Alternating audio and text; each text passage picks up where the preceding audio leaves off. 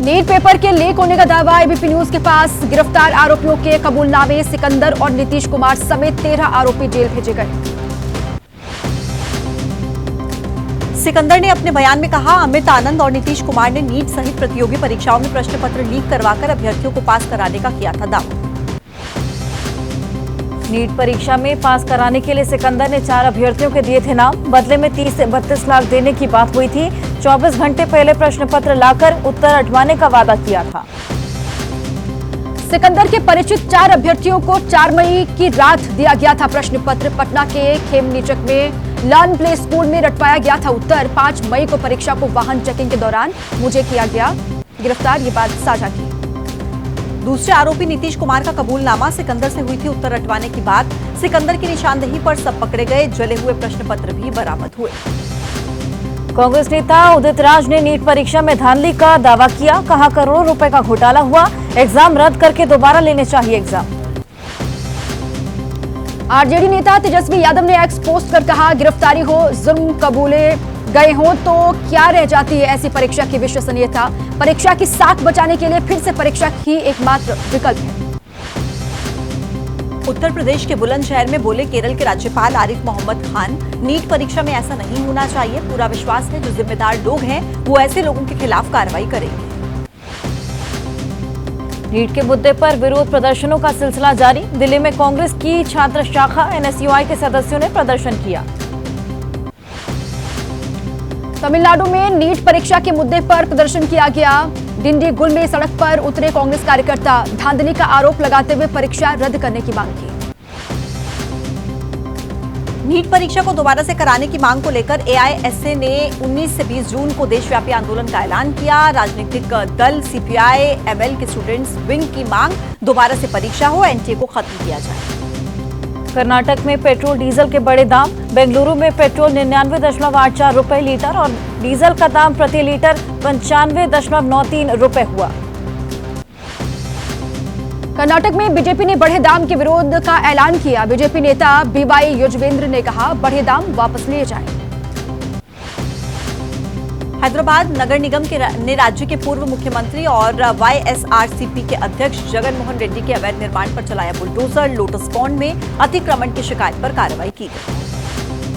पूर्व सीएम जगन मोहन रेड्डी पर टीडीपी का आरोप। सत्ता में रहते विजयवाड़ा के प्रकाशम बैराज से देवेंद्र पाड़ू तक निजी इस्तेमाल के लिए सरकारी खजाने से सड़क निर्माण कराया। पश्चिम बंगाल में राजनीतिक हिंसा की जांच के लिए आज शाम कोलकाता पहुंचेगा बीजेपी का जांच दल। शाम 7:30 बजे पीड़ितों से करेगा मुलाकात। चुनाव में बीजेपी के कई कार्यकर्ताओं की मौत हुई थी। गृह मंत्री अमित शाह जम्मू कश्मीर की सुरक्षा स्थिति और अमरनाथ तीर्थ यात्रा की तैयारियों की समीक्षा करेंगे। आतंकी हमलों के मद्देनजर सुरक्षा स्थिति का भी जायजा लेंगे। जम्मू कश्मीर के डीजीपी आरआर स्वैन ने कहा, हमारे सुरक्षा बल आतंकी मनसूबों को नाकाम करने में पूरी तरह सक्षम। अब गिने चुने आतंकी ही रह गए, उनको पनाह देने वालों को भी कुचला जाएगा।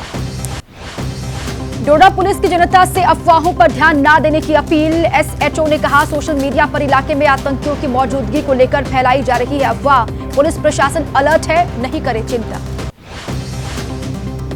जम्मू में आतंकी हमलों पर कांग्रेस के नेता गुलाम अहमद मीर का बयान। कहा कि सुरक्षित इलाकों में आतंकी घटनाएं चिंता का विषय। झूठ बोलकर लोगों को गुमराह कर रही है बीजेपी। महाराष्ट्र बीजेपी अध्यक्ष चंद्रशेखर बावनकुले ने कहा, केंद्र की कल्याणकारी योजनाओं को रोकने के लिए काम कर रहा है एमवीए। उनके लोग पीएम मोदी को पसंद नहीं करते। स्पीकर पद को लेकर एनडीए और इंडिया गठबंधन में खींचतान। विपक्ष ने की डेप्यूटी स्पीकर की मांग। नहीं मानने पर स्पीकर उम्मीदवार उतार सकता है विपक्ष। पूर्णिया से सांसद पप्पू यादव ने कहा, लोकसभा अध्यक्ष के पद का बीजेपी ने मान मर्दन कर नैतिक अधिकार खो दिया। लोकतांत्रिक मूल्यों की रक्षा के लिए गैर बीजेपी दल से हो स्पीकर।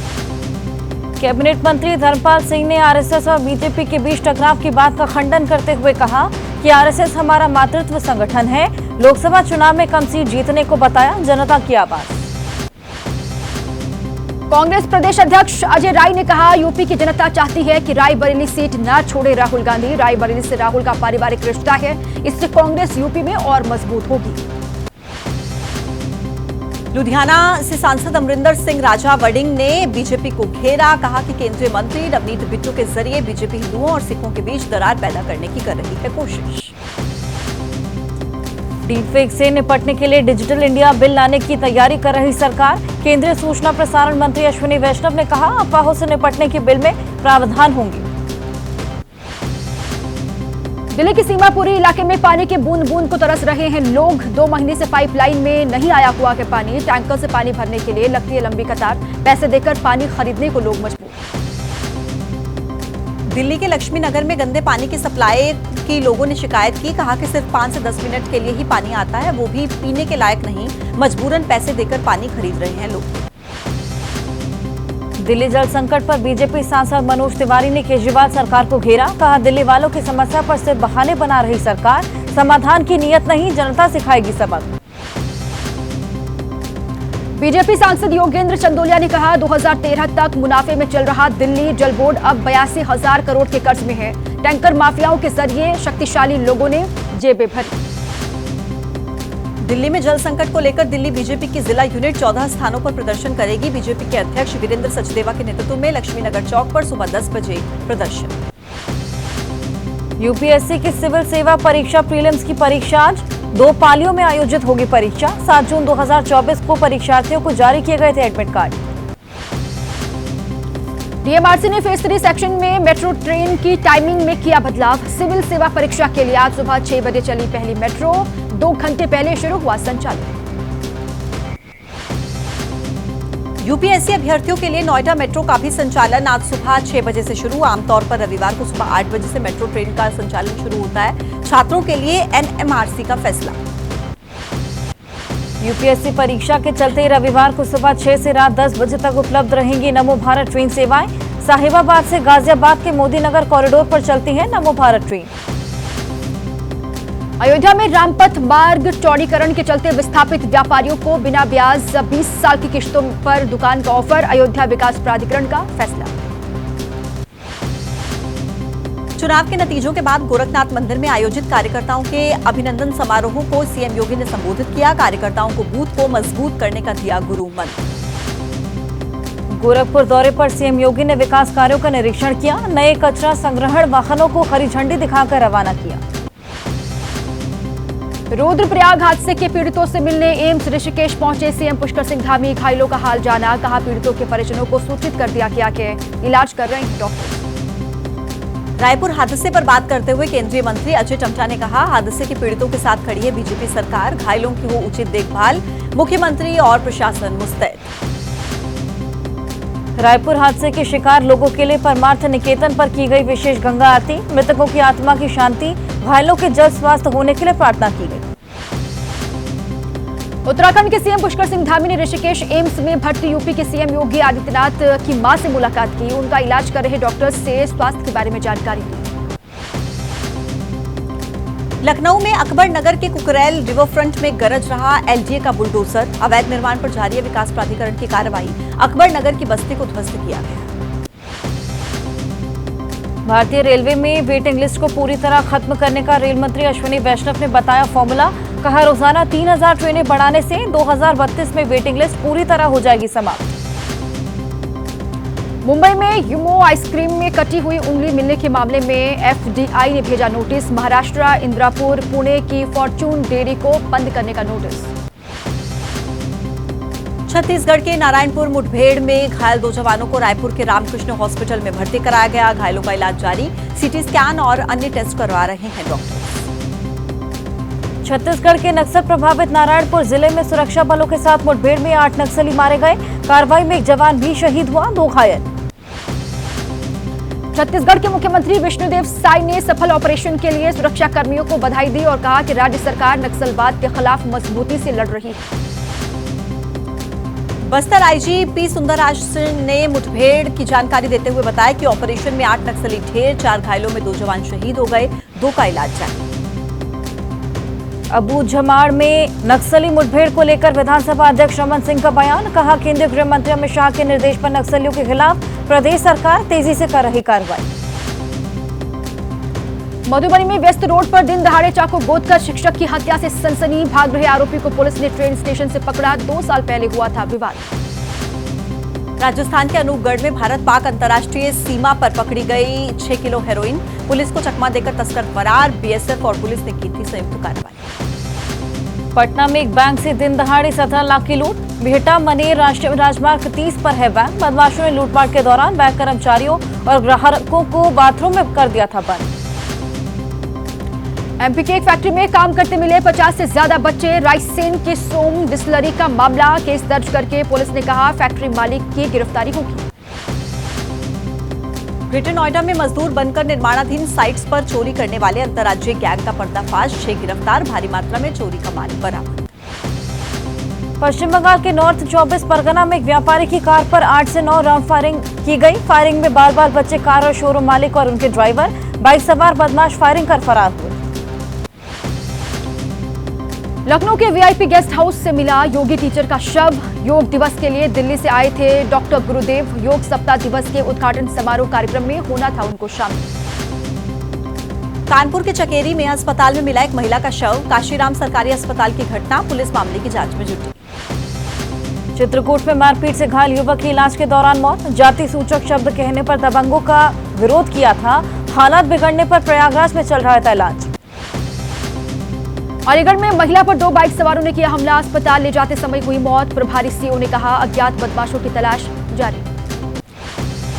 नोएडा में मुठभेड़ के बाद अंतर्राज्यीय गैंग के 2 बदमाश अरेस्ट। गिरफ्तार बदमाशों में एक महिला भी शामिल। बिना नंबर प्लेट की मोटरसाइकिल, स्कूटी, असलहा और गाड़ियों से चोरी का सामान भी बरामद। ग्वालियर में रात को घंटी बजाकर दहशत फैलाने वाली महिला की हुई पहचान। पुलिस के मुताबिक अपने प्रेमी के घर तलाशती थी महिला। 8 जून से हो रही घटनाओं से लोग बेहद परेशान थे। उत्तर प्रदेश के अमरोहा में तेज रफ्तार रोडवेज की बस में ट्रक ने मारी जोरदार टक्कर। बस में सवार एक पुलिसकर्मी सहित 20 से ज्यादा यात्री घायल। 10 की हालत नाजुक, हायर सेंटर रेफर। अलकनंदा नदी में टेम्पो ट्रैवलर गिरने से 14 लोगों की मौत, 12 लोगों के घायल होने की खबर।